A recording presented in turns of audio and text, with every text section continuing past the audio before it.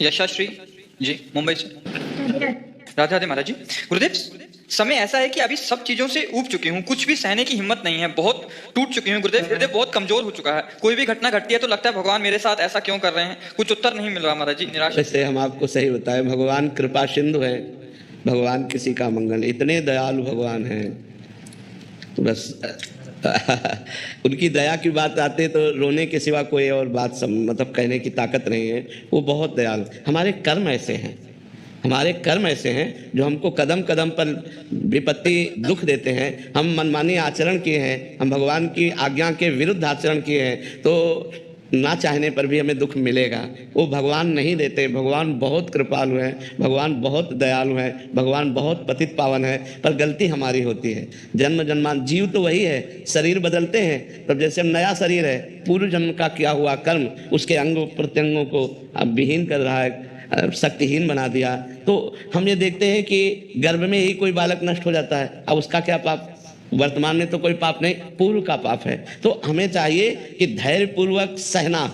गलती हमसे हुई, पर हम भगवान से प्रार्थना करें कि मुझे सहने की सामर्थ्य दो या विपत्ति नष्ट करो। ये कभी हम ना सोचे कि भगवान ने ऐसा क्यों किया। आपसे सच्ची कहते हैं, भगवान बहुत करुणामय, मंगल भवन अमंगल हारी। वो कभी किसी का अमंगल क्यों करेंगे? हम उनके बच्चे हैं, वो हमें दुख क्यों देंगे? पर हमने कर्म ऐसे कर लिया, जाने अनजाने में हमसे कर्म ऐसे बन गए, अब उनका फल हमको दुख दे रहा है। भगवान दुख नहीं दे रहे, भगवान बहुत कृपालु हैं। भगवान तो सर्वज्ञ हैं, पर वो अपने बनाए हुए कानून को बिल्कुल सत्य निर्धारित करते हैं, वैसे ही पालन करना पड़ेगा।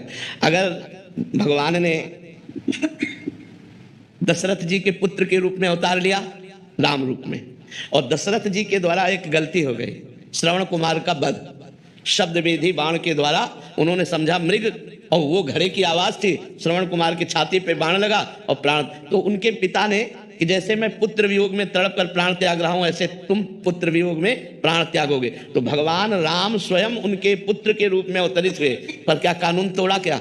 वैसे ही हा पुत्र कहते हुए, हा राम कहते हुए दशरथ जी को प्राण त्यागना पड़ा कि नहीं त्यागना? यद्यपि भगवान स्वयं उनके पुत्र है, भगवान चाहे तो हर बात मिटा सकते हैं, लेकिन भगवान कानून को नहीं मिटाते। जो कानून भगवान ने बनाया उसका स्वयं भगवान पालन करते हैं। तो हम जीव हैं, हमारे द्वारा कुछ कर्म ऐसे बिगड़े हो जाते हैं जिनका फल हमें दुख भोगना पड़ता है। तो हम धैर्यवान बने, हम नाम जप करें, पर भगवान को न कोसें कि भगवान ने हमको ऐसा। भगवान बहुत कृपालु हैं, और भगवान ऐसा कभी किसी को कष्ट नहीं दे सकते। देखो, इतने कृपालु हैं कि भगवान को जो गाली देता है, भगवान की जो निंदा करता है, उसको भी सूर्य, वायु, धरती, पानी, भोजन सब भगवान दे रहे हैं। नहीं दे रहे हैं? नहीं तो वो चाहे तो 1 मिनट में दिल फेल कर दे, वो चाहे तो 1 मिनट में दुर्दशा कर दे, भगवान है। लेकिन भगवान पापियों की भी दुर्दशा नहीं करते, उनका पाप कर्म उनको खुद दंड देता है, भगवान दंड नहीं देते। भगवान तो कृपा करते हैं, भगवान तो अतिशय कृपालु हैं। अनंत माताओं के हृदय में जितना प्यार है वो सब भगवान के एक अंश से है। भगवान वात्सल्य समुद्र है, वो हमको क्यों कष्ट देंगे?